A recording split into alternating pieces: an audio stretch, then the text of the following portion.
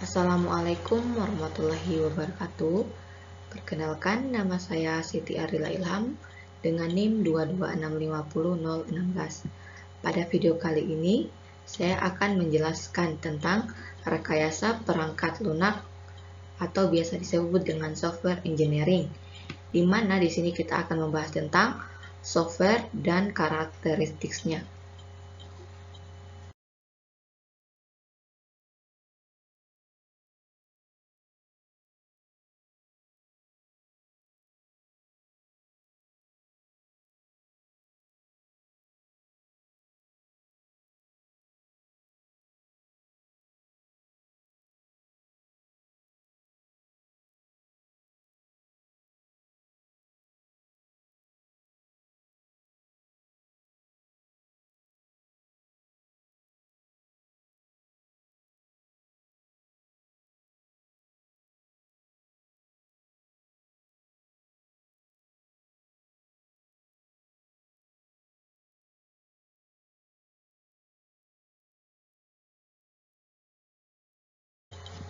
Untuk poin yang kedua, yaitu pengertian dasar tentang rekayasa perangkat lunak.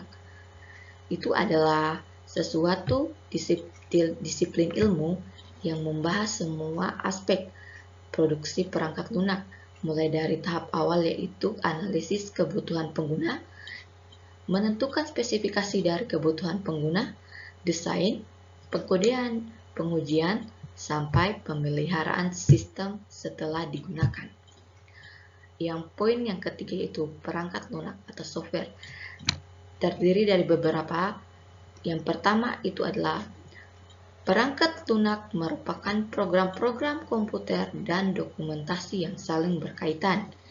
Dan yang kedua adalah rekayasa perangkat lunak terdiri dari dua kata yaitu software, biasa disebut perangkat lunak, dan engineering atau rekayasa. Yang ketiga, perangkat lunak software adalah short kode pada suatu program atau sistem. Perangkat lunak tidak hanya dokumentasi terhadap short kode, juga dokumentasi terhadap suatu yang dibutuhkan selama pengembangan, instalasi, penggunaan, dan pemeliharaan suatu sistem. Engineering atau rekayasa adalah aplikasi terhadap pendekatan sistematis yang berdasarkan atas ilmu pengetahuan dan matematis, serta aplikasi tentang produk terhadap struktur, mesin produksi, atau sistem. Dan yang terakhir adalah rekayasa perangkat lunak adalah suatu disiplin rekayasa yang berkonsistensi terhadap suatu aspek. Untuk poin yang keempat yaitu pengembangan rekayasa perangkat lunak. Tahun kejadiannya itu tahun dan kejadian. Di sini dimulai pada tahun 1940-an, di mana kejadiannya itu komputer pertama kali diperbolehkan pengguna penulis kode program langsung. Dan yang kedua yaitu 1950-an, di sini generasi awal interpreter dan bahasa makro, generasi pertama compiler. Pada 1960-an, generasi kedua compiler komputer manifest mulai dikomersialkan. Pengembangan perangkat lunak, pesan konsep software engineering mulai digunakan. Untuk tahun 1970-an di sini pengembangan perangkat lunak atau perangkat mikrokomputer komersial. Dan untuk perangkat komputer personal atau PC komersial, peningkatan permintaan perangkat lunak itu terjadi pada tahun 1980-an. Nah, pada tahun 1990-an di sini di mana pemrograman berorientasi objek atau OOP, Angling Process, dan Expand Programming meningkat drastis, kapasitas memori, peningkatan, dan pengguna internet. Nah, pada tahun 1920-an di sini di mana ada pengembangan tentang platform implementer modern, biasa disebut Java, Net, PHP, dan lain-lain. Untuk poin yang kelima di sini yaitu ruang lingkup rekayasa perangkat lunak atau software engineering. Di mana di sini dimaksud software engineering selalu berkaitan dengan software equipment, proses, software quality, tool and method, berkaitan dengan juga software design, manajemen, berkaitan juga dengan software configuration, software testing, software management, dan konfigurasi manajemen.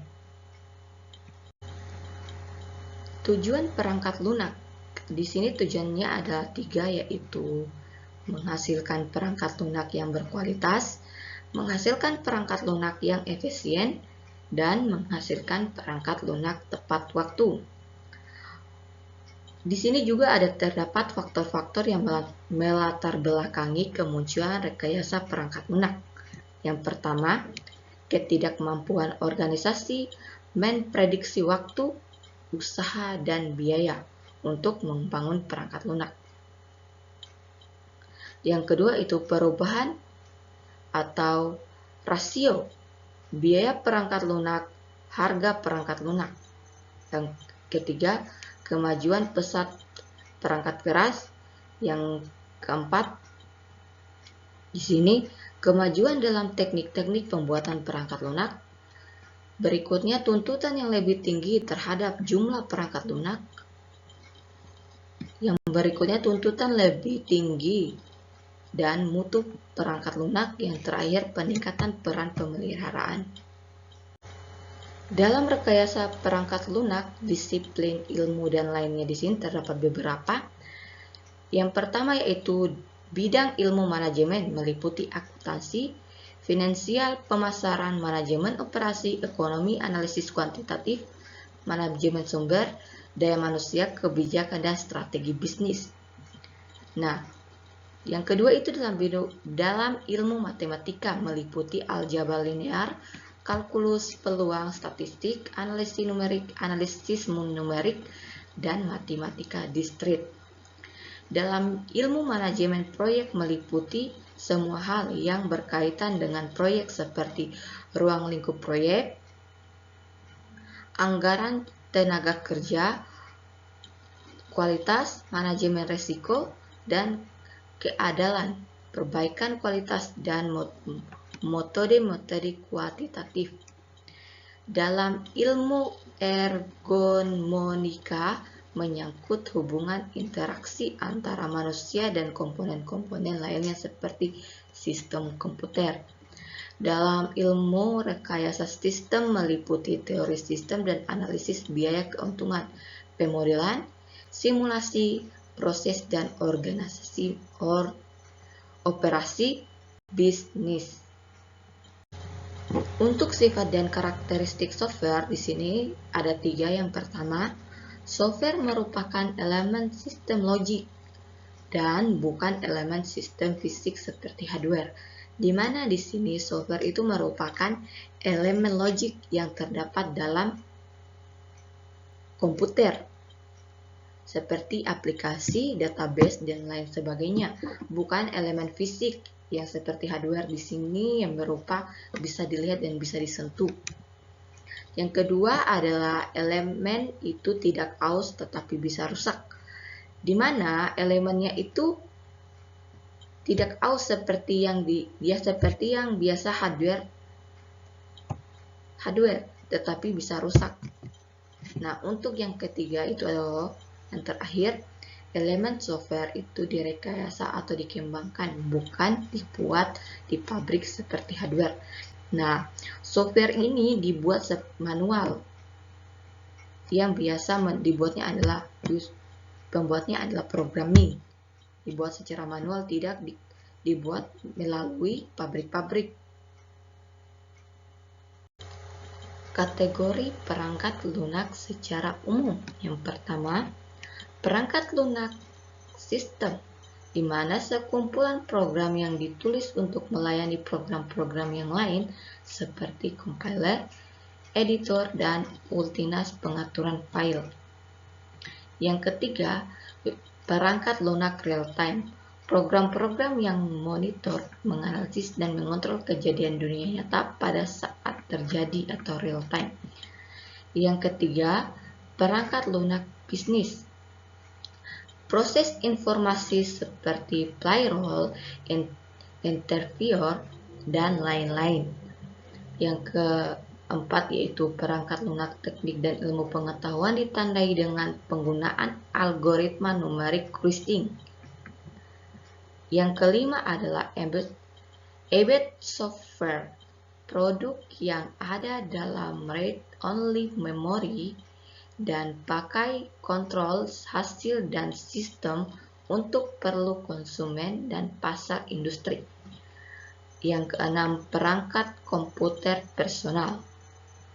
Sesuai kebutuhan personal seperti pengolah data, angka, dan manajemen database. Yang terakhir, perangkat lunak kecerdasan buatan menggunakan algoritma non-numerik untuk memecahkan masalah kompleks yang tidak sesuai untuk menghitung atau menganalisa secara langsung. Tipe-tipe software di sini terbagi ada 7. Yang pertama sistem software, dan kedua application software, yang ketiga engineering dan statistik software, keempat embedded software, yang kelima product line software, yang keenam web application atau web app, yang keenam adalah artificial intelligence software. Mungkin itu saja penjelasan dari saya tentang rekayasa perangkat lunak atau software engineering, tentang software dan karakteristiknya. Semoga video ini bermanfaat. Bila ada kata salah, mohon dimaafkan. Saya akhiri dengan wabillahi taufiq wal hidayah. Wassalamualaikum warahmatullahi wabarakatuh.